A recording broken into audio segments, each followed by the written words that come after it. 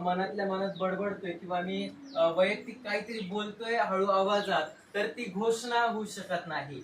ज्या वेळेस देव बोलला आदामाला की जा बहुगुणित व्हा आणि पृथ्वी व्यापून टाका, हा आशीर्वाद परमेश्वराने आदामाच्या जीवनामध्ये दिलेला असा होता आणि ती एक घोषणा होती. हालेलुया. आतापर्यंत आपल्याला ही गोष्ट माहिती नसेल हरकत नाही, परंतु आशीर्वाद म्हणजे ही एक घोषणा आहे. आणि ज्या वेळेस प्रभू येशू ख्रिस्त आपल्याला काहीतरी बोलतो, प्रभू येशूचं वचन आपल्या जीवनाबद्दल काहीतरी पॉझिटिव्ह आपल्याला बोलतं, किंवा देवाचा दास किंवा देवाचा व्यक्ती आपल्या जीवनाबद्दल काहीतरी बोलतो, त्यावेळेस आशीर्वाद स्वीकारणं हे आपल्या हातामध्ये आहे. ती घोषणा ज्या वेळेस होते त्यावेळेस आपल्याला हे बघायचं नाहीये की कोण आपल्यावरती घोषणा करतंय, कोणता पाळक आपल्यावरती घोषणा करतोय, याकडे आपल्याला आपलं लक्ष लावायचं नाही. तर ती घोषणा काय असणार आहे किंवा ती घोषणा काय आहे या गोष्टीकडे आपलं लक्ष आपल्याला लावायचं आहे. आशीर्वाद म्हणजे घोषणा होती. जुन्या करारामध्ये ज्यावेळेस मी अभ्यास करत होतो त्यावेळेस मला समजलं की आशीर्वाद हा एका कृती सोबत जोडलेला होता. एक अशी कृती की कधी कधी आपण त्याकडे जास्ती लक्ष देत नाही किंवा आपण त्या गोष्टीला जास्ती महत्व देत नाही. ज्यावेळेस जुन्या करारामध्ये देव कोणाला तरी आशीर्वादित करायचा किंवा एखादा याजक मंदिरामध्ये कोणाला तरी आशीर्वादित करायचा, त्यावेळेस त्याला एक कृती करावी लागायची जो आशीर्वाद स्वीकारतोय त्याला. आणि ती कृती अशी होती की गुडघ्यावरती येणं, गुडघ्यावरती बसणं आणि मग तो आशीर्वाद स्वीकारणं. जोपर्यंत ती समोरची व्यक्ती गुडघ्यावरती बसत नव्हती, पूर्णपणे नतमस्तक त्या ठिकाणी होत नव्हती, तोपर्यंत तो आशीर्वाद त्याच्या जीवनामध्ये पूर्ण होईल याची काही गॅरंटी नव्हती. परंतु ज्यावेळेस एखादी व्यक्ती आशीर्वाद मिळवण्यासाठी गुडघ्यावरती यायची, त्यावेळेस असं समजलं जायचं की आता हा आशीर्वाद त्या व्यक्तीच्या जीवनामध्ये तिला भेटलेला असा आहे. Praise the Lord. आज आपल्याकडे आशीर्वाद आहे किंवा नाही हे आपण यावरून पाहू शकतो की काय आपल्या दैनंदिन जीवनामध्ये आपण दिवसभरामध्ये एकदा तरी त्या परमेश्वरासमोर गुडघ्यावरती बसतो, त्या आपण त्या ख्रिस्ताकडे गुडघे टेकतो का, किंवा आपण त्या परमेश्वरासमोर जात असताना काय काही आपला समय आपण गुडघ्यावरती बसून त्या परमेश्वराला देतो का. आणि जर आपण देत असू तर आपण आशीर्वादित आहोत. Hallelujah, hallelujah, hallelujah. आशीर्वादाची कृती आपण करत आहोत. काही वचन आपण वाचणार आहोत आणि मी आज सांगणार आहे तुम्हाला की आशीर्वाद हा कशा प्रकारे आपल्या जीवनामध्ये येतो आणि त्याच्यासाठी आपल्याला काय करावं लागतं. मी अशी विनंती करेल प्रभूमध्ये की आजच्या वचनाकडे आपलं लक्ष असणं गरजेचं आहे, कारण जर आपलं लक्ष वचनाकडे नसेल तर आजचं वचन आपल्याला समजणार नाही. उत्पत्ती याचा 5वा अध्याय, उत्पत्ती याचा 5वा अध्याय आणि त्यामधील 29वं वचन. त्याचे नाव त्याने नोहा असे ठेवले.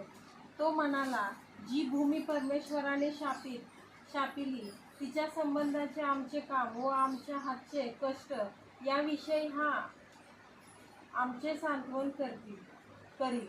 परत एकदा वाचायचं.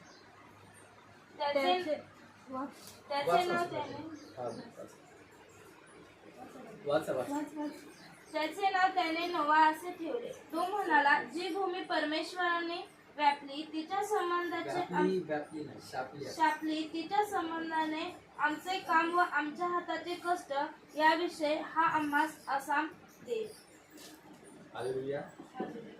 वचन असं सांगतं की नोहाचा जन्म झाला आणि नोहाचा जन्म झाल्यानंतर त्याच्या वडिलांनी ज्यावेळेस नोहाला हातामध्ये घेतलं त्यावेळेस त्यांनी नोहाकडे बघून एक घोषणा केली आणि ती अशी होती की जी भूमी परमेश्वराने शापित केली त्या भूमीबद्दल नोहा आमचं सांत्वन करेल किंवा या पिढीचं सांत्वन करेल.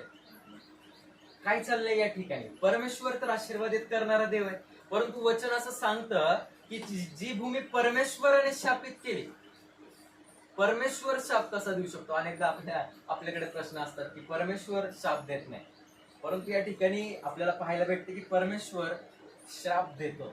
कुठं परमेश्वराने श्राप दिला होता? आपल्याला जर पाहायचं असेल तर आपल्याला उत्पत्तीमध्ये जावं लागेल. आणि ज्या वेळेस आदामाने एक पाप केलं, आदामाने आणि हवेने ज्या वेळेस परमेश्वराची आज्ञा मोडली, त्यावेळेस परमेश्वराच्या मुखामधून काही शब्द निघले आणि ते शब्द असे होते की तुझ्या या कृत्यामुळे मी भूमीला श्राप देतो.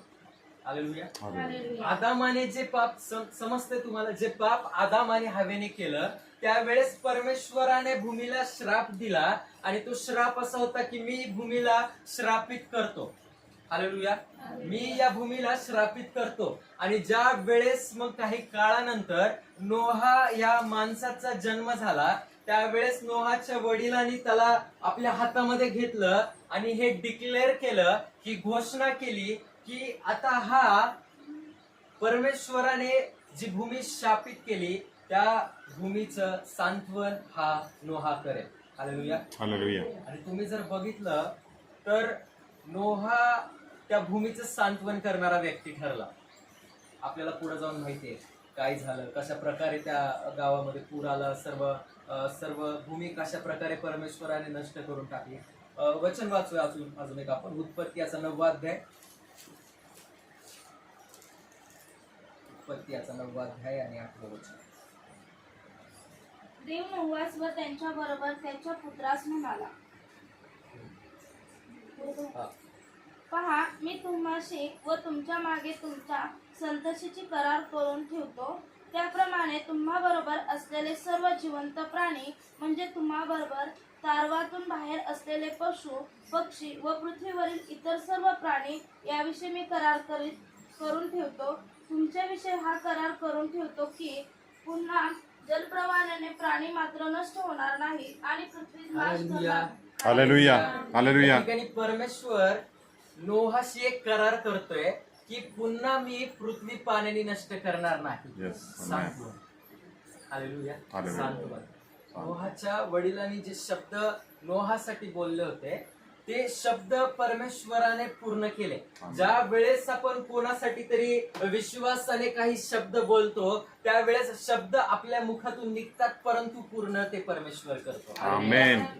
तुम्ही लक्ष देऊ शकता, आदाम आणि हवेने पाप केलं आणि त्यांच्यामुळं परमेश्वराने भूमीला श्राप दिला आणि तेव्हापासून भूमी ही श्रापित झाली. परंतु नोहा जन्म झाला नोहाचा, नोहाच्या वडिलांनी त्याला हातामध्ये घेतला आणि त्यांनी घोषणा केली की हा मुलगा आमचं सांत्वन करेल, आमचं सांत्वन करेल. हालेलुया. सांत्वन आणि वचन किंवा करार यामध्ये फार फरक आहे. परमेश्वराने नोहाशी करार केला याचा अर्थ असा की परमेश्वराने नोहाच्या पिढीचं सांत्वन केलं की आता मी परत भूमीला पाण्याने नष्ट करणार नाही. सांत्वन. हालेलुया. त्याचं एक उदाहरण देऊ का तुम्हाला आपल्याला समजण्यासारखं? फार ऊन आहे कुर्डवाडीमध्ये, खूप ऊन आहे, खूप. एवढं ऊन आहे की आपल्याला चटके भासतायत, घरामध्ये बसू वाटत नाही, फार ऊन आहे. परंतु मी गावामध्ये जातोय आणि काहीतरी थंड पितोय. हालेलुया. काहीतरी थंड मी त्या ठिकाणी जाऊन पितोय. ऊन कमी झालं का? नाही. ऊन कमी झालं का? नाही. परंतु मला थंड वाटलं, सांत्वन भेटलं. हालेलुया. या ठिकाणी परमेश्वराने जे शब्द नोहाच्या वडिलांनी त्याच्यासाठी बोलले होते ते शब्द परमेश्वराने पूर्ण केले. हालेलुया. आमेन. सांत्वन हे परमेश्वराने दिलं. आशीर्वाद हा कधीच आपल्या म्हणजे वैयक्तिक कुठेतरी जाहीर होत नाही. ज्या वेळेस आपण मंदिरामध्ये येतो त्यावेळेस आशीर्वाद आपल्यावरती येतो. हालेलुया. ज्या वेळेस कोणीतरी देवाचा व्यक्ती किंवा स्वतः प्रभू आपल्या वरती एखादे शब्द बोलतो त्यावेळेस तो आशीर्वाद आपल्यावरती येतो. जर आपल्याला कोणाला तरी आशीर्वादित करायचं असेल तर आपल्याला त्याच्या जीवनासाठी विश्वासाने घोषणा करणं गरजेचं आहे. आमेन. हालेलुया. हालेलुया. जर आपण कोणासाठी तरी घोषणा करत नाहीये तर तो कधीच आशीर्वादित होऊ शकत नाही. मी असा विचार करत होतो, जर नोहाच्या वडिलांनी जर असं बोलले असते की नोहा ह्या भूमीवरचा श्राप नष्ट करेल, तर मला असं वाटतं परमेश्वराने ते देखील केलं असतं. आमेन. हालेलुया. Yes. हालेलुया. परंतु त्यांची अपेक्षा काय होती की नोहा आमचं सांत्वन करेल. परमेश्वर नेहमी आपल्याला तेवढंच देतो जेवढी आपली अपेक्षा आहे. आपण उलट ऐकले, अपेक्षेपेक्षा जास्ती, आपल्या विचारसरणीपेक्षा जास्ती परंतु तसं नाही. जसा आपला विश्वास असेल तसं परमेश्वर आपल्या जीवनामध्ये कार्य करतो. Yes. नोहाच्या वडिलांचा हा विश्वास होता की नोहा हा या पिढीचं सांत्वन करेल. याचा अर्थ काय माहितीये का? भूमी अजून शापग्रस्त झाली नाही, भूमी अजून शापित आहे. हालेलुया. पुढे जाऊन आपण बघणार आहोत जशा प्रकारे आपला आशीर्वाद, जशा प्रकारे आपला विश्वास असेल त्याच प्रकारचा आशीर्वाद परमेश्वर आपल्या जीवनामध्ये देत असतो. आमेन. पहिली गोष्ट आपण पाहिली की जर आशीर्वाद आपल्याला पाहिजे असेल तर आपल्यावरती घोषणा होणं गरजेचं आहे, किंवा कोणाला तरी आपल्याला आशीर्वादित करायचं असेल तर आपल्याला त्याच्या जीवनावरती तो आशीर्वाद डिक्लेअर करणं, ती घोषणा करणं गरजेचं आहे. हालेलुया. हालेलुया. उत्पत्ती याचा 12वा अध्याय आणि त्यामधील 1 ते 3 वचन. उत्पत्ती 12, 1 ते 3 वचन. परमेश्वराने अब्राहमास सांगितले, तू आपला देश, आपले नातेवाईक व आपल्या बापाचे घर सोडून मी दाखवीन त्या देशात जा. मी तुझपासून मोठे राष्ट्र निर्माण करीन. मी तुला आशीर्वाद देईन, तुझे नाव मोठे करीन. तू आशीर्वादित होशील. तुझे जे अभिष्ट चिततील त्याचे मी अभिष्ट करीन. तुझे जे अनिष्ट चिततील त्याचे मी अनिष्ट करीन. तुझ्याद्वारे पृथ्वीवरील सर्व कुळे आशीर्वादित होतील. हालेलुया. हालेलुया. या ठिकाणी आता नोहाचा काळ संपला, काही काळ गेला आणि आता अब्राहमाचा काळ आलेला आहे. राईट. अब्राहमाचा काळ आलेला आहे आणि आता त्याच्या काळामध्ये परमेश्वर अब्राहमाला एक वचन पुन्हा एकदा देतोय, एक करार अब्राहमासोबत करतोय. आणि तो करार असा, परत एकदा वाचा शेवटचं वचन. तुझे जे अभिष्ट चिततील त्याचे मी अभिष्ट करीन. तुझे जे अनिष्ट चिततील त्याचे मी अनिष्ट करीन. तुझ्याद्वारे पृथ्वीवरील सर्व कुळे आशीर्वादित होतील. हालेलुया. तुझ्याद्वारे पृथ्वीवरील सर्व कुळे आशीर्वादित होतील. तो श्राप परमेश्वराने दिला होता. तो श्राप आता परमेश्वराने ज्यावेळेस अब्राहमाला आशीर्वादित केलं त्यावेळेस तो श्राप परमेश्वराने पलटवला. Praise the Lord. आणि तो श्राप पलटवत असताना परमेश्वराने ती गोष्ट मनातल्या मनात नाही बोलला. हालेलुया. ती गोष्ट जर पवित्र शास्त्रामध्ये आपल्याला पाहायला भेटते तर ती देखील ख्रिस्ताकडून अब्राहमासाठी एक घोषणा होती.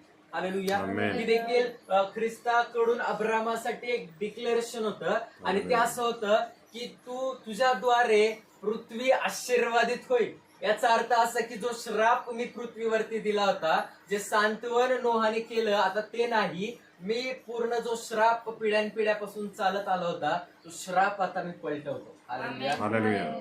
घोषणा ही अतिशय महत्वाची आहे. आशीर्वाद हा नेहमी घोषणेमधून मोकळा होतो. आशीर्वाद हा नेहमी बोलण्यामधून मोकळा होतो. आमेन. आशीर्वाद हा नेहमी वचनामधून मोकळा होतो, नेहमी आराधनेमधून मोकळा होतो. हालेलुया. आपल्या घरामधून आशीर्वाद मोकळा होत नाही. Praise the Lord. Praise the Lord. वैयक्तिक आपण परमेश्वरासोबत बोलतो, परमेश्वराचं आणि आपलं नातं चांगलं होईल. परंतु आशीर्वाद जर आपल्याला पाहिजे असेल तर घोषणा ही आपल्या जीवनामध्ये स्वीकारणं अतिशय गरजेचं आहे. आमेन. आणि घोषणा स्वीकारत असताना एक कृती जुन्या करारामध्ये लोक करायचे, ते म्हणजे गुढग्यावरती येणं. हालेलुया. ज्या वेळेस वचन आपल्याशी काहीतरी बोलतं त्यावेळेस आपल्याला घरी जाऊन गुढग्यावरती बसणं गरजेचं आहे.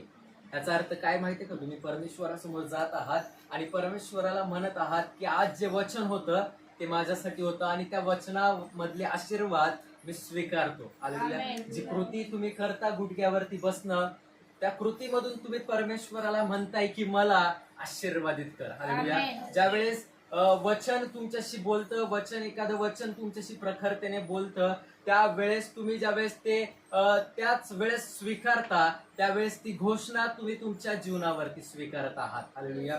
घोषणा आपल्याला आपल्या जीवनामध्ये स्वीकारता येणं हे अतिशय गरजेचं आहे. अब्रामाने ती घोषणा स्वीकारली. ज्यावेळेस परमेश्वराने अब्रामाकडे लक्ष दिलं आणि परमेश्वराने अब्राहमाला ज्यावेळेस आशीर्वादित केलं त्यावेळेस फक्त अब्राहमाला आशीर्वादित नाही केलं तर अब्राहमाद्वारे जो श्राप परमेश्वराने पृथ्वीला दिला होता तो श्राप परमेश्वराने पलटवला. हालेलुया. अजून पुढे जाऊन तुम्हाला सांगू का? आपण ख्रिस्ताच्या रक्तामध्ये धुतलेलो असताना किंवा परमेश्वराने ज्यावेळेस त्या वधस्तंभावरती त्याचा प्राण अर्पण केला त्यावेळेस आपण त्याचे लेकरं या नात्याने परमेश्वराने आता फक्त आपले श्राप पलटवले नाही तर आपल्याला श्राप पलटवण्याचा अधिकार दिलेला आहे. Amen. हालेलुया. Hallelujah. किती जणांचा विश्वास आहे? स्वीकारा. ही Yes. घोषणा I आहे. receive. हालेलुया. Yes. परमेश्वराने आता फक्त आपल्या पिढ्यानपिढ्याचे श्राप पलटवले नाहीत तर परमेश्वराने आपल्याला इतरांचे श्राप पलटवण्याची क्षमता Amen. Amen. आपल्यामध्ये दिलेली आहे. हालेलुया. काय तुम्ही Hallelujah. विश्वास करता चर्च? Yes. Lord. Yes. आणि अब्राहम हा ज्या वेळेस आशीर्वादित होतो त्यावेळेस त्याचे आशीर्वाद हे फक्त असं झालं नाही की फक्त त्याचे आशीर्वाद त्याच्या परिवाराला दिसले किंवा फक्त त्याला दिसले. ज्यावेळेस एखादा व्यक्ती आशीर्वादित होतो त्यावेळेस ते आशीर्वाद जगाला दिसायला सुरुवात होते. हालेलुया. अब्राहमाच्या जीवनामधून त्याचे आशीर्वाद, त्याची धनसंपत्ती ही संपूर्ण जगाला दिसत होती. का? कारण ख्रिस्ताने त्याच्या जीवनावरती घोषणा केलेली अशी होती. पहिली गोष्ट आपण बघितली की घोषणा करणं किंवा ज्यावेळेस आपल्यावरती घोषणा होते त्यावेळेस ज्यावेळेस आपण स्वीकारतो ते आपल्यावरती आशीर्वाद आणणारं कारण ठरतं. अजून दुसरी गोष्ट आपण पाहणार आहोत. स्तोत्र संहिता 37वा अध्याय आणि 26वा वचन. स्तोत्र 37 आणि 26वा वचन.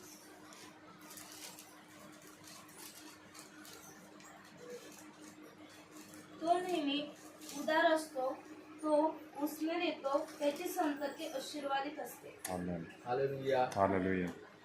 दुसरी गोष्ट आहे देणं. देण्यामधून देखील परमेश्वर आपले आशीर्वाद खूप प्रमाणामध्ये मोकळे करत असतो. वचन सांगतं की तो नेहमी उदार असतो.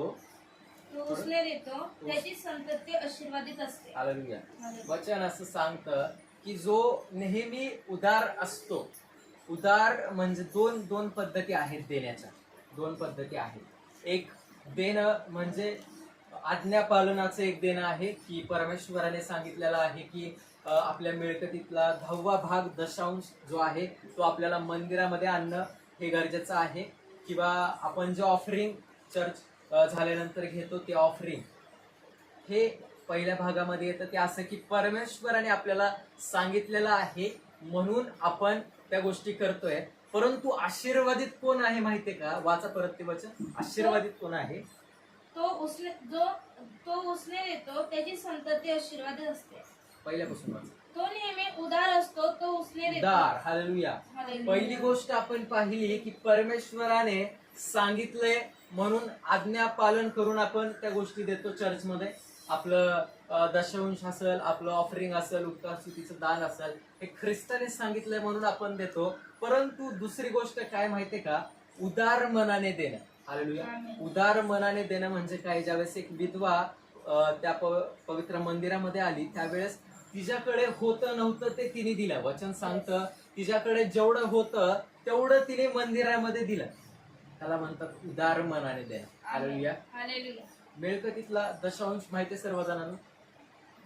10वा भाग. आपल्या मिळकतीतला 10वा भाग म्हणजे दशांश. जर मी 1000 रुपये कमवत असेल तर त्याचा 10वा भाग किती झाला? 100. जर मी 10,000 कमवत असेल तर त्याचा 10वा भाग 100 होत नाही. 1000. हालेलुया. आपले दशांश ज्यावेळेस आपण नियमितपणे मला हे सांगणं गरजेचं आहे.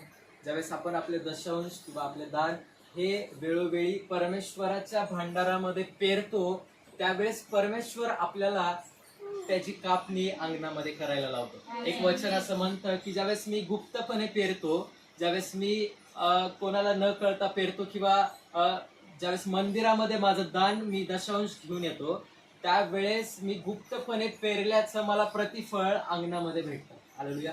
ज्यावेळेस आपण मंदिरामध्ये पेरतो ना आपल्या जीवनामध्ये आपल्याला त्याचे आशीर्वाद पाहायला भेटतात. अनेक आपले आशीर्वाद देखील काही गोष्टींमुळे थांबलेले असतात कारण आपल्याला देण्याचं हृदय कधी कधी नसतं. हालेलुया. या ठिकाणी द आणि ध मधला फरक आपल्याला कळायला पाहिजे. उधार बोललेलं नाही तिकडं, उदार. हालेलुया. उदार म्हणजे जास्तीत जास्त देणं. परमेश्वरासाठी ज्या वेळेस आपण जास्तीत जास्त देतो त्यावेळेस परमेश्वर आपल्याला जास्तीत जास्त आशीर्वादित करायला लागतो. ज्या वेळेस आपल्याकडं काही नाही आणि त्या परिस्थितीमध्ये ज्या वेळेस आपण मंदिरामध्ये आपली पेरणी करतो त्याची कापणी परमेश्वर आपल्याला आनंदाने करायला सांगतो. हालेलुया. अनेकदा आपण आपला दशांश आणत असू, आपले ऑफरिंग्स आणत असू, परंतु आपण काय उदार मनाने देतोय का? आणि जर आपण उदार मनाने मंदिरामध्ये जर पेरत असल तर वचन काय सांगतं? परत एकदा वाचा, मी सांगत नाही. तो नेहमी उदार असतो, तो उसने देतो, त्याची संतती आशीर्वादित असते. हालेलुया. त्याची फक्त तो एकटा आशीर्वादित होतो असं वचन नाही सांगत. जर आपण मंदिरामध्ये उदार अंतःकरणाने देत आहोत, जर आपण मोकळ्या मनाने जर आपलं ऑफरिंग, आपलं दान किंवा आपला वेळ आपण या ठिकाणी पेरत आहोत, तर फक्त तो व्यक्ती आशीर्वादित होणार असं वचन सांगत नाही, तर त्याची संतती आशीर्वादित होईल. आमेन. आशीर्वाद हे का भेटतात हे देखील आपल्याला माहिती असणं गरजेचं आहे. आपल्याला उलट शिकवलंय पहिल्यापासून, परमेश्वरा तू मला दे मग मी तुला देतो. हालेलुया. हालेलुया. तू मला दे मग मी तुला देतो. परंतु ज्या वेळेस आपण, मी असं म्हणेल, भरपूर मिळण्यासाठी देऊ नका, भरपूर यासाठी द्या की परमेश्वर तुम्हाला पुढे जाऊन त्याची कापणी आनंदाने करण्यासाठी सांगणार आहे. हालेलुया. आमेन. हालेलुया. हालेलुया. देणं हे देखील आपल्या आशीर्वादाचं कारण आहे. ज्यावेळेस आपण मंदिरामध्ये पेरणी करतो त्यावेळेस परमेश्वर आपल्याला आशीर्वादित केल्याशिवाय राहत नाही, आणि फक्त आपल्यालाच नाही तर आपली पिढी देखील परमेश्वर आशीर्वादित करतो. हालेलुया. हालेलुया. त्यामुळं आपल्याला ह्या दोन गोष्टी माहिती असणं गरजेचं आहे. आशीर्वादाच्या, मी असं म्हणेल की ह्या चाव्या परमेश्वराने आपल्या मंडळीला दिलेल्या आहेत. एक चावी म्हणजे घोषणा आणि दुसरी चावी म्हणजे देणं. आमेन. हालेलुया. दुसरी चावी म्हणजे